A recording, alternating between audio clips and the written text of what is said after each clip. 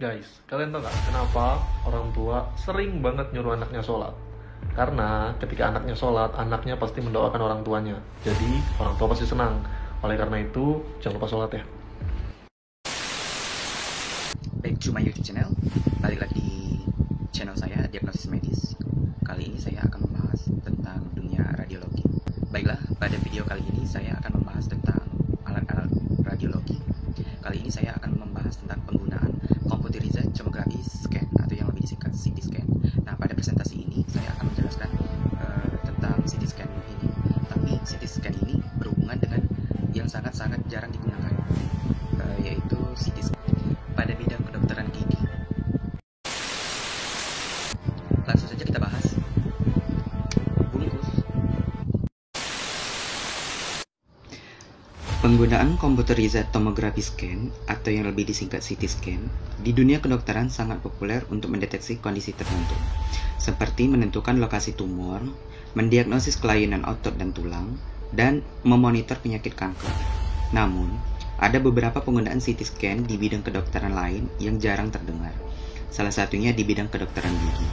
Perkembangan pencitraan medis dalam membantu menegakkan diagnosis pencitraan medis atau medical imaging adalah dasar diagnosis medis yang efektif dan saat ini menjadi cabang pengetahuan utama teknologi biomedis yang berkembang secara dinamis. Diawali dengan penemuan alat sinar Röntgen atau X-ray oleh seorang profesor fisika pada tahun 1895, yaitu Profesor Wilhelm Conrad Röntgen. Sampai saat ini, penemuan Profesor Röntgen masih digunakan di bidang kedokteran. Penemuan penting selanjutnya adalah pengembangan perangkat tomografi terkomputasi oleh Godfrey Newbold Huntsville pada tahun 1967. Konsep tomografi adalah menampilkan gambaran bagian-bagian struktur yang diuji. Berbagai macam tipe fitur alat CT tidak bersifat invasif terhadap struktur jaringan dan organ internal, serta parameter fungsionalnya. Lahirnya perangkat tomografi terkomputasi didorong oleh kebutuhan metode untuk meminimalisasi keterlibatan jaringan, seperti biopsi atau bedah yang menyakitkan dan dapat menyebabkan penurunan kondisi pasien. Hasilnya, teknologi yang baru terus berkembang antara lain magnetic resonance imaging atau MRI, ultrasonography atau USG, positron emission tomography atau PET, single photon emission computed tomography atau SPECT, cone beam computed tomography atau CBCT, serta yang paling baru dan lebih luas menggunakan adalah optical coherence tomography atau OCT. Dari X-ray, gigi, dan 3D CBCT ke optical coherence tomography atau OCT. Penentuan diagnosis masalah gigi saat ini dilakukan melalui pemeriksaan klinis dan radiografis.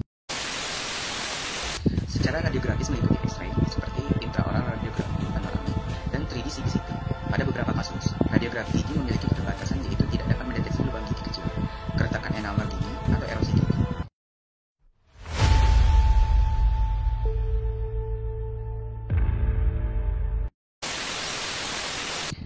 Hal seperti ini dapat terlihat dengan teknik pencitraan medis lain, yaitu OCT. Metode OCT menggunakan interferometri dengan cahaya koheren parsial. Pertama kali dipaparkan pada tahun 1991. Pada tahun 1993 di Vienna, uji coba in vivo pertama kali dilakukan pada bagian retina manusia. Kemudian pada tahun 1996, perangkat OCT diproduksi pertama kali secara komersial oleh Zeiss Hombray.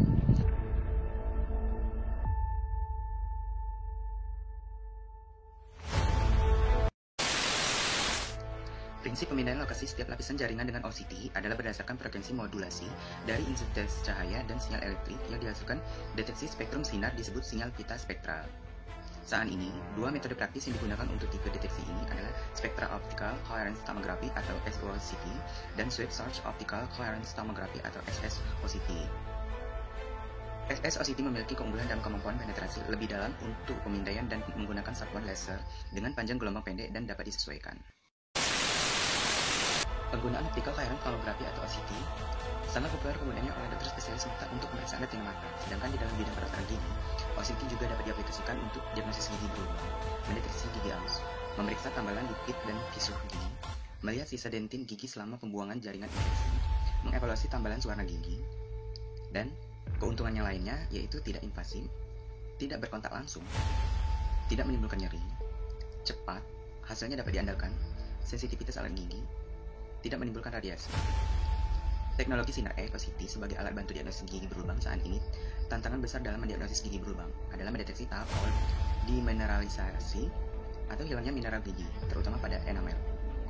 Pada pemeriksaan secara visual, lesi awal hilangnya mineral gigi ditandai dengan lesi titik putih pada permukaan gigi yang dikeringkan.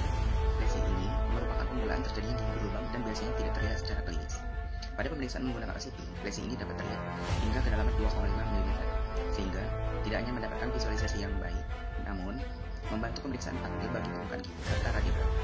Sebagai tambahan, metode cross-sectional OCT dapat menampilkan gambaran gigi dari potongan aksial dan lateral. Kesimpulannya, OCT lebih unggul digunakan untuk beberapa masalah kelainan gigi dibandingkan radiografi lain, serta dapat digunakan sebagai alat tambahan diagnosis untuk berbagai masalah kelainan permukaan gigi dan. Nah, itu saja yang dapat saya sampaikan pada video kali ini.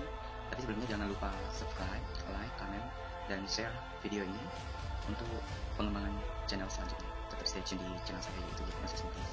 Dapatkan info-info terupdate tentang dunia medis atau dunia kesehatan. Baiklah, itu saja yang dapat saya presentasikan pada video ini.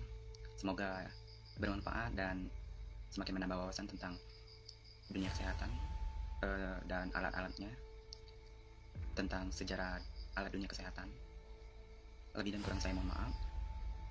Nantikan vlog-vlog saya selanjutnya. Dankeschön.